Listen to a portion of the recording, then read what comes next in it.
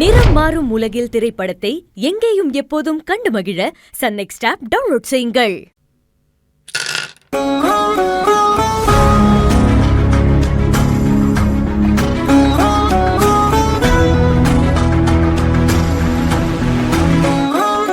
ஐயோ, கடைக்கு போன தாத்தா பாட்டியை இன்னும் காணுமே, என்ன பண்றது?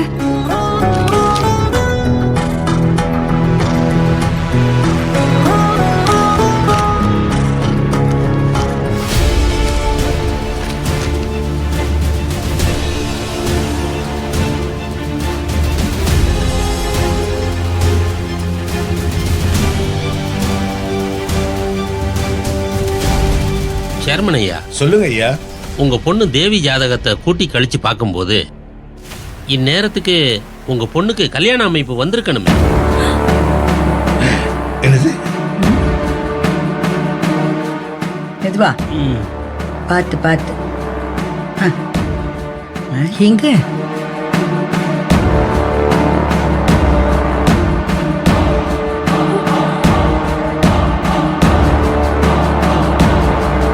இந்நேரம் இந்த ஜாதக அமைப்பு படி இந்த பொண்ணு அவ புருஷனோட சேர்ந்திருக்கணுமே.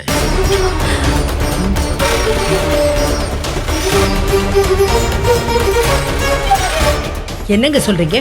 அப்படியெல்லாம் இல்லையே. நல்லா கணிச்சு தம்மா சொல்றேன். இந்நேரம் இந்த ஜாதக அமைப்பு படி இந்த பொண்ணுக்கு குழந்தையே உண்டாயிருக்கணும். ஐயோ ஜோசியரே, என்ன சொல்றீங்க நீங்க? ஐயா, என்ன ஏதேதோ சொல்றீங்க. மறுபடியும் ஜாதகத்தை ஒழுங்கா பாருங்க. உங்க திருப்திக்காக மறுபடியும் பாக்குறமா.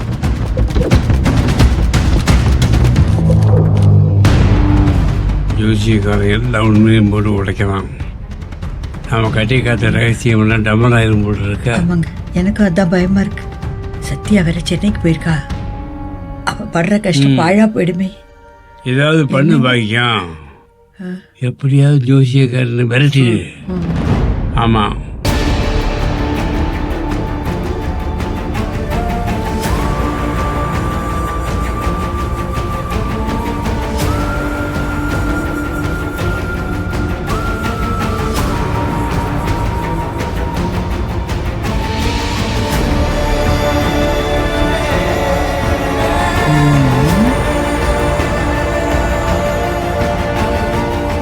அப்படி முருகா, நானும் ஜோசியத்தை மதிக்கிறவதான்.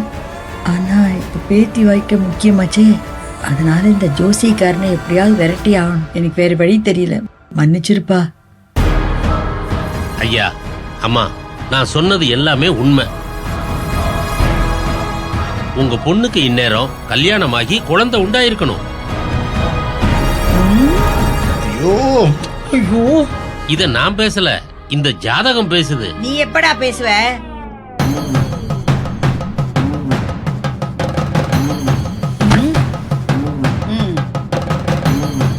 தள்ளு தள்ளு.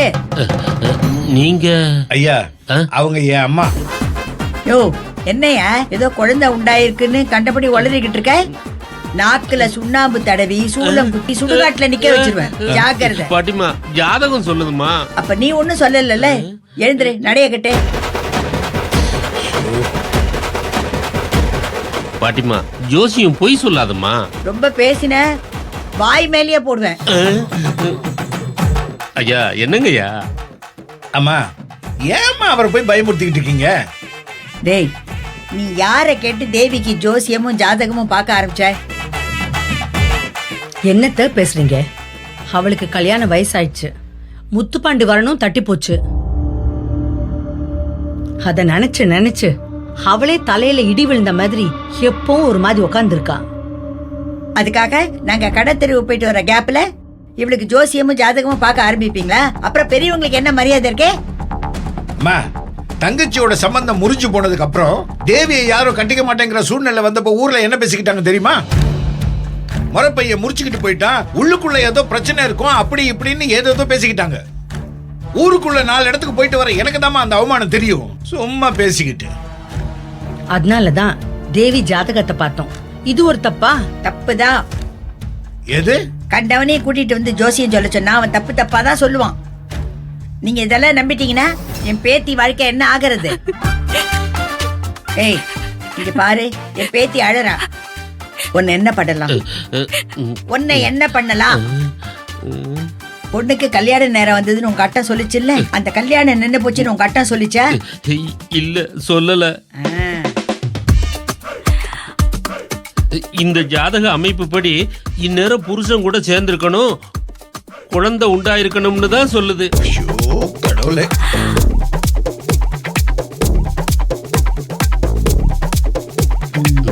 ஏய், அந்த ரூமுக்குள்ள பாரு.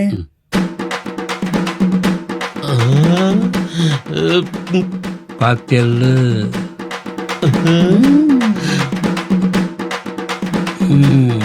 ஓடி போயிரு.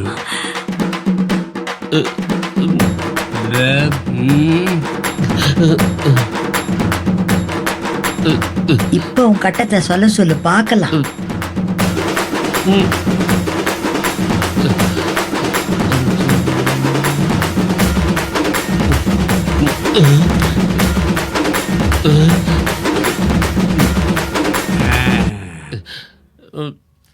ஜெர்மனையா, அது வந்து குழந்தையெல்லாம் உண்டாயிருக்காது,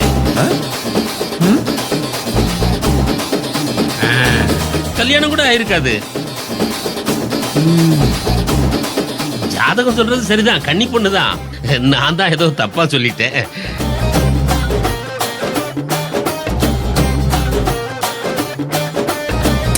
பாத்தியா, அப்போ ஒண்ணு சொல்றான், இப்போ ஒண்ணு சொல்றான் பாரு.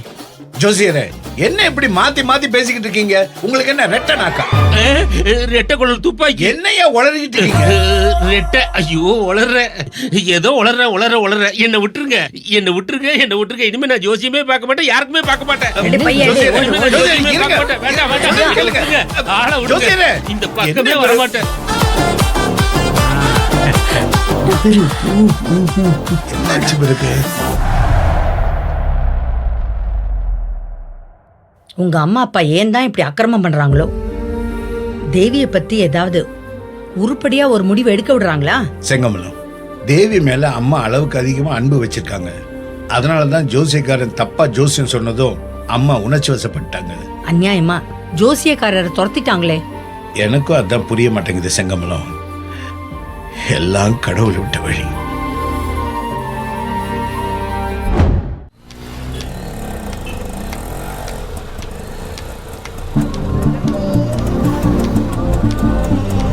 Hello, excuse me. ஹலோ, ஏமா நில்லுமா, உன்னதான் அப்பத்துல இருந்து கூப்பிட்டுக்கிட்டே இருக்க, நீ பாட்டுக்கு கண்டுக்காம நிக்காமலே போயிட்டு இருக்க. யோ, எதுக்கு என்னையே ஃபாலோ பண்ணிட்டு வர? மரியாதையோ போயிடு, இல்லனா உன்னை போலீஸ்ல புடிச்சு கொடுத்துருவேன். போலீஸா? ஏய், ஒரு நிமிஷமா, நான் சொல்றது கேளு. வேண்டாம், நில்லு. என்னது, போலீஸ்ல புடிச்சு கொடுப்பியா? ஆமா, சும்மா என்னையே ஃபாலோ பண்ணி தொந்தரவு பண்ணிட்டு இருக்க. கொஞ்ச நேரத்துக்கு முன்னாடி உனக்காக ரவுடிங்க கிட்ட அடி வாங்கின.